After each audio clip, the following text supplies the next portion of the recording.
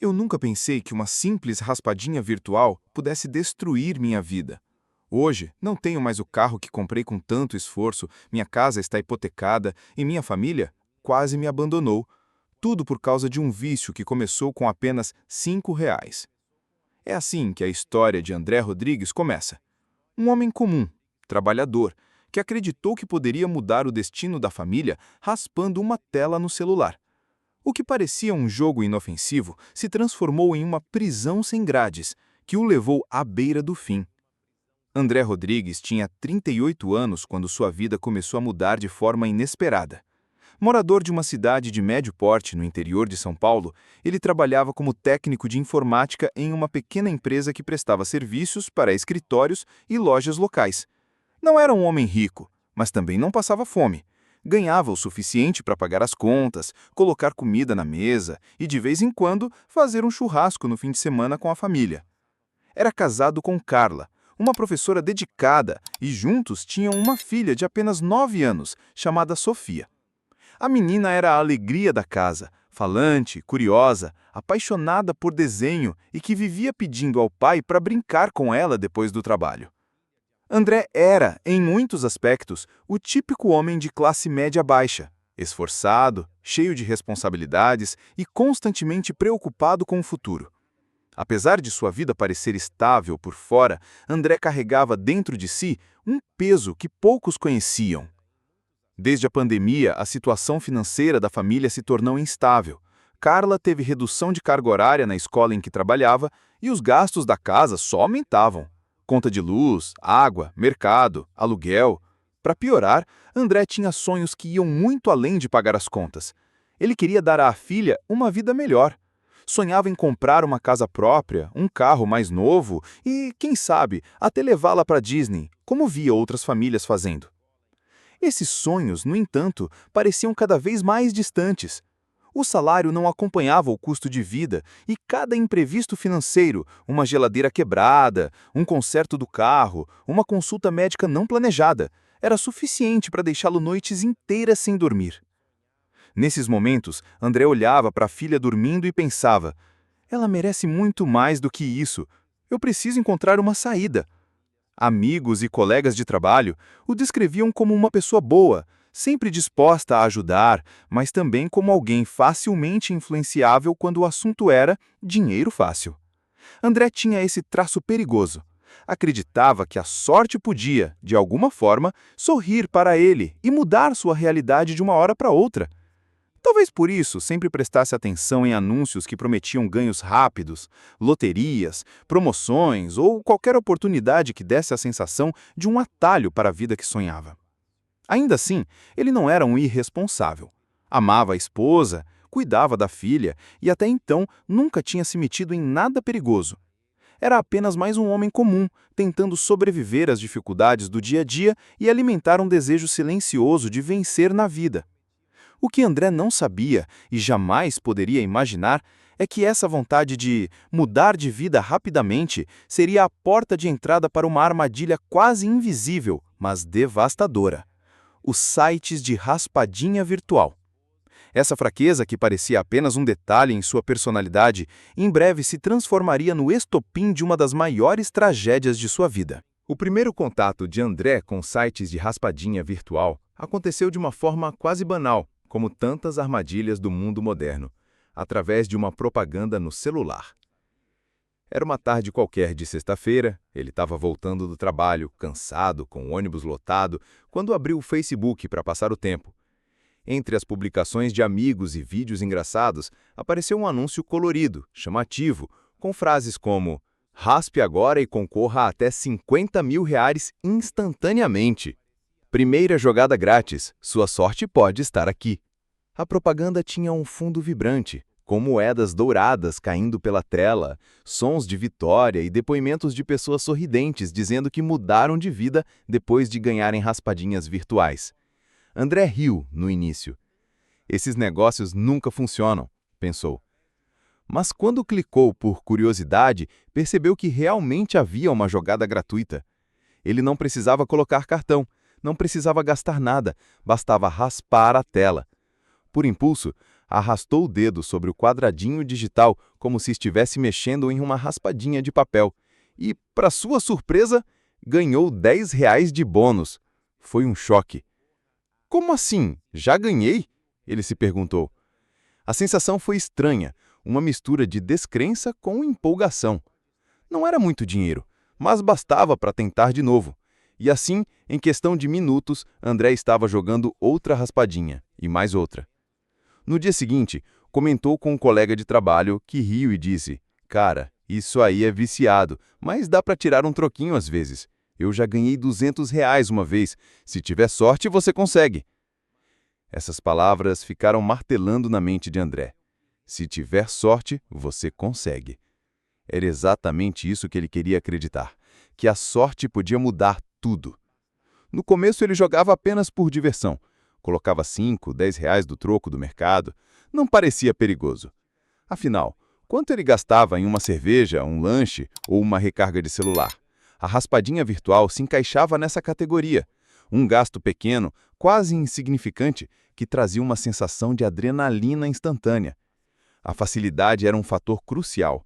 Ele não precisava sair de casa, não precisava enfrentar filas de lotérica. Bastava desbloquear o celular, abrir o aplicativo e começar a raspar. Estava tudo ali, acessível, brilhante, chamativo, feito para seduzir. E cada pequena vitória reforçava a ilusão. Ganhava R$ 20, 50, às vezes R$ 100 e se sentia especial. Passou a acreditar que o site era diferente, que não era como a loteria tradicional, que ali ele tinha mais chances. Se eu continuar jogando, cedo ou tarde, o prêmio grande vem, eu sei que vem, dizia para si mesmo. O primeiro contato, que parecia inofensivo, se transformou rapidamente em um hábito. O ônibus de volta para casa virou o momento perfeito para jogar. As madrugadas em que não conseguia dormir se tornaram palco de novas raspadinhas. André não percebia, mas a cada toque na tela estava se aproximando de um vício que mudaria sua vida para sempre. Nos primeiros meses, André acreditava que tinha descoberto um verdadeiro tesouro escondido. Os ganhos nas raspadinhas virtuais eram pequenos, mas frequentes o bastante para criar nele uma sensação de vitória constante. Era como se o site o recompensasse na medida certa para mantê-lo animado. Ele começava com R$ 10 e em poucos minutos transformava em 50. Algumas vezes conseguia até dobrar ou triplicar o valor inicial. Essa dinâmica criava uma ilusão poderosa, a de que o jogo era justo, de que ali a sorte estava ao alcance das mãos, bastando insistir. Cada vez que vencia, André sentia uma explosão de adrenalina. Era como se o coração disparasse, as mãos suassem e uma onda de euforia percorresse seu corpo. Era impossível não se sentir especial. Ele dizia para si mesmo: "Não é sorte, é estratégia. Eu sei quando parar, eu sei como jogar." Numa dessas jogadas, André conseguiu ganhar R$ 200 de uma só vez. Para ele, aquilo foi uma confirmação. O dinheiro não resolvia seus problemas financeiros, mas dava a sensação de que estava no caminho certo. Pela primeira vez em muito tempo, sentiu esperança. Começou a sonhar alto. E se um dia for os R$ 50.000? Aí tudo muda. Pago as dívidas, compro a casa, faço a viagem que a Sofia tanto quer. O efeito psicológico desses ganhos foi devastador. Ele já não via as raspadinhas virtuais como um jogo passageiro, mas como uma espécie de plano alternativo de futuro. Enquanto o trabalho rendia apenas o salário fixo, limitado, as raspadinhas pareciam prometer o imprevisível, o extraordinário. Logo, o jogo deixou de ser apenas passatempo no ônibus. André começou a separar parte do salário exclusivamente para jogar. Justificava para si mesmo: é um investimento. Um dia vai voltar multiplicado. A esposa, Carla, percebeu que ele passava mais tempo no celular do que o normal, mas André sempre tinha uma desculpa. Dizia que estava respondendo clientes ou vendo vídeos de tecnologia. A verdade é que muitas vezes estava no quarto, madrugada adentro, raspando quadradinhos virtuais e se iludindo com as moedas digitais que pulavam na tela a cada prêmio. Esse período, a chamada fase da ascensão, foi marcado por uma confiança quase inabalável. André sentia que estava no controle. Os pequenos lucros se acumulavam em sua memória como conquistas grandiosas. enquanto as perdas eram rapidamente esquecidas. Ele até começou a comentar com colegas. Cara, esse negócio funciona. Ganhei R$ 200 semana passada. É questão de sorte, mas dá. Alguns riam, outros se interessavam, mas no fundo, André queria ser reconhecido como alguém que tinha encontrado uma mina de ouro escondida. A sensação de poder era tão grande que passou a imaginar que não precisaria trabalhar para sempre. Mais alguns meses jogando e eu largo esse emprego, vou viver só disso. Ele não sabia, mas estava entrando no ponto mais perigoso, o da ilusão de controle.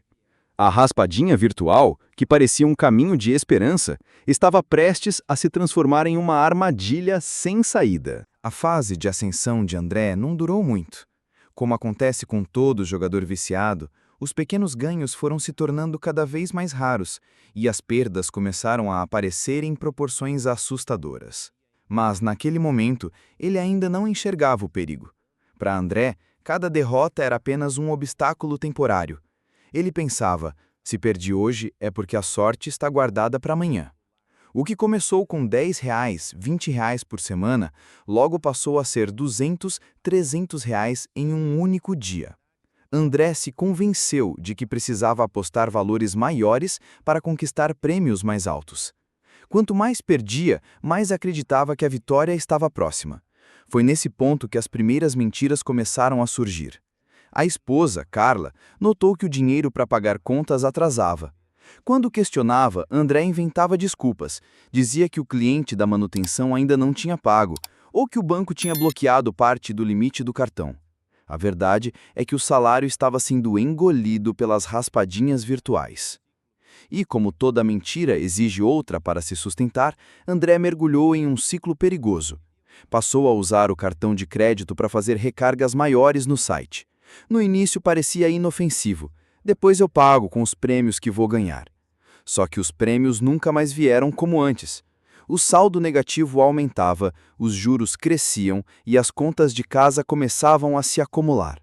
A vergonha o impedia de pedir ajuda. Quando os boletos chegavam, ele escondia, rasgava, dizia para si mesmo que resolveria em breve, mas no fundo sabia que estava se afundando cada vez mais. Carla começou a desconfiar. Percebia que André estava distante, irritado, sempre com o celular na mão, mesmo durante os momentos em família. Ele evitava sair com a filha, alegando cansaço, quando na verdade estava trancado no quarto, raspando telas virtuais madrugada adentro. Em alguns momentos de lucidez, André prometia a si mesmo que iria parar. Chegava a desinstalar o aplicativo, jurava que nunca mais colocaria dinheiro. Mas bastava receber um e-mail ou SMS com frases como "Sua sorte pode estar na próxima raspada" para que ele cedesse novamente. Instalava de novo, fazia uma nova recarga e se entregava ao ciclo vicioso. O que mais o destruía era a sensação de impotência. Ele via o salário desaparecer em questão de dias, enquanto as dívidas se acumulavam. Já não conseguia mais olhar nos olhos da esposa sem sentir culpa. Começou a evitar encontros com amigos, com medo de ser julgado. O isolamento se tornava cada vez mais evidente. Ainda assim, André acreditava que poderia recuperar tudo. Dizia para si mesmo, é só mais uma tentativa. Quando eu ganhar o prêmio grande, tudo volta ao normal. Esse pensamento o mantinha preso ao jogo, como uma marionete controlada pelo próprio vício. A queda estava em curso, lenta e dolorosa. E quanto mais André tentava escapar, mais fundo ele parecia afundar no poço escuro das raspadinhas virtuais. As dívidas de André já ultrapassavam R$ 40 mil. O cartão de crédito estava estourado, o cheque especial consumia juros absurdos, e até parentes próximos já haviam lhe emprestado dinheiro que ele nunca conseguiu devolver. Cada novo empréstimo era acompanhado de uma promessa. É só dessa vez. Eu vou pagar quando ganhar na raspadinha. Mas esse dia nunca chegava. Aos poucos, os sinais do vício se tornaram impossíveis de esconder. Carla descobriu mensagens no celular, comprovantes de depósitos em sites de raspadinha virtual, cobranças automáticas de recarga, notificações de jogos. A reação dela foi de choque. No início tentou conversar, acreditando que era apenas uma fase, um erro que poderia ser corrigido com diálogo. Mas quando percebeu que André continuava jogando escondido, a paciência se transformou em raiva. André, você está destruindo a nossa família. Eu não aguento mais viver nessa mentira, gritava Carla, enquanto ele, envergonhado, permanecia em silêncio. Os objetos da casa começaram a desaparecer. Primeiro foi a televisão, depois o notebook que usava no trabalho. Em seguida, o videogame da filha, vendido às pressas por uma fração do valor real. Sofia chorava perguntando: "Papai, cadê meu videogame?" E André, sufocado pela culpa, não tinha coragem de responder a verdade. A saúde mental dele se deteriorava rapidamente. As noites eram insones, cheias de ansiedade. O coração acelerava, as mãos tremiam. Havia dias em que ele passava horas olhando para o celular, raspando quadradinhos, sem nem perceber o tempo passar. A cada perda, um aperto no peito. A cada promessa de parar, um fracasso ainda maior. O fundo do poço chegou numa noite chuvosa de domingo. Carla havia saído com a filha para dormir na casa da mãe, depois de uma briga violenta em que disse que não sabia mais se queria continuar casada. Sozinho, na sala escura, cercado de boletos espalhados pela mesa, André encarou o abismo da própria vida. Ele abriu o aplicativo mais uma vez, fez a última recarga com o limite que ainda restava no cartão e perdeu tudo em menos de 5 minutos. Foi nesse momento que a ideia sombria surgiu. Se eu desaparecer, pelo menos eles não vão precisar conviver com essa vergonha. André pegou o celular e começou a escrever uma mensagem de despedida. As palavras eram pesadas, cheias de arrependimento. Me perdoem, eu não consegui vencer esse vício. Eu destruí tudo. As lágrimas caíam sobre a tela enquanto ele pensava em dar fim à própria vida. Mas antes que o pior acontecesse, a porta do quarto se abriu. Era Sofia, que havia voltado mais cedo com a mãe. Com os olhos sonolentos, a menina disse baixinho: "Pai, eu não consigo dormir sem que você me dê boa noite." Essas palavras atingiram André como um soco no peito. Ele desmoronou em prantos, abraçou a filha e percebeu que, mesmo destruído, ainda havia algo pelo que lutar. A raspadinha virtual havia levado dinheiro, bens e dignidade, mas quase levou também sua vida. Naquela noite, após ser interrompido pela filha, André percebeu que estava no limite. Ele não tinha mais dinheiro, não tinha mais confiança da esposa e quase havia perdido o bem mais precioso, a própria vida. Pela primeira vez, admitiu para si mesmo que não tinha controle. As raspadinhas virtuais haviam se tornado uma prisão invisível, que o mantinha acorrentado dia e noite. No dia seguinte, ainda abalado, André procurou ajuda. Encontrou um grupo de apoio para jogadores compulsivos, semelhante aos Alcoólicos Anônimos, e decidiu participar. A primeira reunião foi dolorosa. Ouvir outras pessoas narrando histórias tão parecidas com a sua fez com que a vergonha viesse à tona. Mas, ao mesmo tempo, deu a ele uma sensação de alívio. Não estava sozinho. Carla, mesmo magoada e desconfiada, aceitou acompanhá-lo em algumas sessões de terapia familiar. Não foi fácil. Ela ainda sentia raiva, ainda lembrava das mentiras, das contas atrasadas, do videogame da filha vendido sem explicação, mas, no fundo, entendia que o vício era maior do que uma simples escolha errada. Era uma doença. E, apesar de tudo, ela ainda queria acreditar que o marido poderia se recuperar. O casamento, no entanto, nunca mais seria o mesmo. A confiança havia sido quebrada e reconstruí-la exigiria tempo, talvez anos. Carla deixou claro: "Se você voltar a jogar, eu vou embora de vez." André sabia que aquela era sua última chance. As consequências financeiras continuavam pesadas. Ele passou a viver com um nome sujo, com dívidas se acumulando mês após mês. Teve que renegociar empréstimos, parcelar contas e aceitar trabalhos extras de manutenção para tentar tapar os buracos deixados pelo vício. Cada real conquistado agora parecia insuficiente, mas ao mesmo tempo tinha um sabor diferente. Não vinha do acaso, vinha do esforço. André também precisou encarar o estigma social. Amigos descobriram sobre as dívidas e os comentários começaram. Ele perdeu tudo em joguinho de celular. Imagina ser burro a esse ponto. Essas palavras o feriam, mas também serviam como lembrete de que jamais poderia voltar para aquele mundo.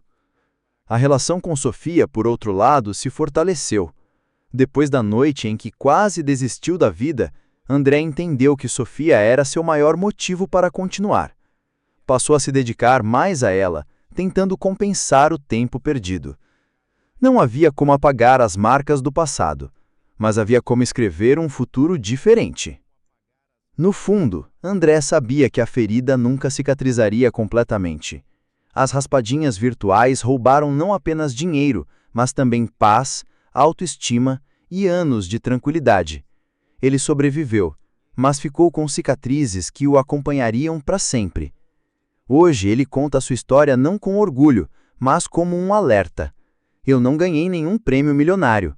O que ganhei foi uma dívida enorme e a lembrança de quase ter perdido minha família. Se você acha que pode controlar o jogo, pense 2 vezes. Porque quando perceber, talvez já seja tarde demais. André não teve redenção plena. Não ficou rico. Não recuperou tudo. Mas sobreviveu. E para ele, isso já era uma vitória.